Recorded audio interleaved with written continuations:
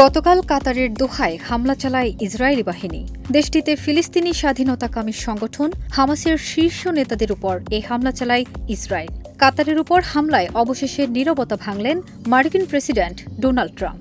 এলএমই certified বিশ্বসেরা কপারে তৈরি ওয়ালটন কেবলস, যা আপনার স্থাপনাকে রাখবে সব সময় নিরাপদ। তিনি জানিয়েছেন, এই হামলার ধরন তাকে মোটেও সন্তুষ্ট করেনি এবং এটি গাজার শান্তি আলোচনার ভবিষ্যৎ অনিশ্চিত করে দিতে পারে। ৯ সেপ্টেম্বর সাংবাদিকদের সঙ্গে আলাপকালে তিনি এসব কথা বলেন।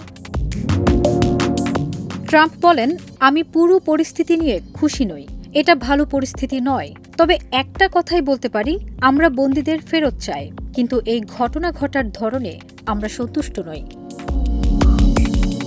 ট্রাম্পের একাধিক উপদেষ্টাও ইসরায়েলের এই পদক্ষেপে ক্ষোভ প্রকাশ করেছেন। একজন মার্কিন কর্মকর্তার দাবি, হামলার আগে প্রেসিডেন্টকে বিষয়টি জানানো হয়নি, বরং যুক্তরাষ্ট্রের joint staff chairman general Dan কেইনের মাধ্যমে পরে তা তার কানে আসে। এরপর ট্রাম্প হোয়াইট হাউসের বিশেষ দূতকে কাতারের কাছে আনুষ্ঠানিক বার্তা পৌঁছে দেওয়ার নির্দেশ দেন, কিন্তু তখন আর সময় ছিল না।